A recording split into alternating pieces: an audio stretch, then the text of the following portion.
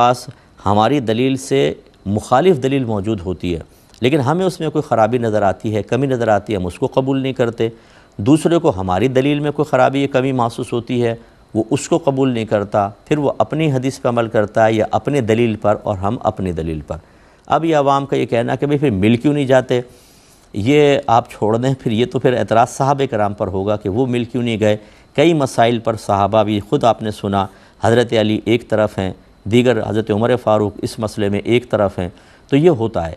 ہمیشہ ایسا ہوتا رہا ہے، جس کو جو دلیل حاصل ہوتی ہے وہ اس کو قوی سمجھتا ہے تو وہ دوسرے کی دلیل سے پھر استدلال نہیں کرتا ہے۔ یہ علمی باتیں ہیں لیکن نفسانی باتیں نہیں ہیں، کوئی خواہشات کے تابع ہو کر یہ باتیں نہیں ہیں، اپنے پاس سے من گھڑت باتیں نہیں ہیں کہ صحابہ کرام تو نبی کریم کے صحبت یافتہ تھے، تو جب دلائل متعارض ہو جاتے ہیں تو جس کو جو دلیل قوی محسوس ہوتی ہے، متعارض کے مطلب ایک دوسرے سے بظاہر ٹکرا جاتے ہیں، تو پھر جس کو جو دلیل قوی محسوس ہوتی ہے وہ اسی پر چلتا ہے، دوسری دلیل کی طرف نہیں جاتا اور کوئی کسی پر اعتراض نہیں کرتا۔ اس زمانے میں جب صحابہ کرام میں اتحاد تھا، اتفاق تھا اور سب سے زیادہ مطلوب تھا میرے خیال میں اس زمانے کے اندر، کیونکہ وہ شروع دور تھا، اس میں اتحاد و اتفاق بہت ضروری تھا، لیکن کسی بھی صحابی کو آپ نہیں دیکھیں گے کہ انہوں نے فقہی مسئلے کو بنیاد بنا کر دوسرے سے ناراض ہو گئے ہوں کہ تم میرا مسئلہ کیوں نہیں مان رہے، میری دلیل کیوں نہیں مان رہے، انہوں نے ان کو کہا ہو اور لڑائی جھگڑا ہو گیا ہو۔ ایسا نہیں ہوتا،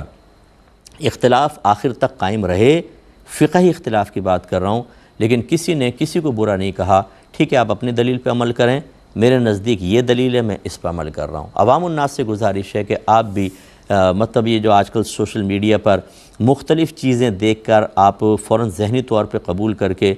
چونکہ اکابرین کا طرز عمل آپ کے پیش نظر ہی نہیں ہوتا، آپ کو یہ چیز ایسی محسوس ہوتی ہے جو آپ کو کلک کرتی ہے ذہن کے اندر، آپ کا دل اس کو فوراً قبول کر لیتا ہے، لیکن وہ دل اور وہ آپ کا ذہن جو شرعی دلائل سے خالی ہے،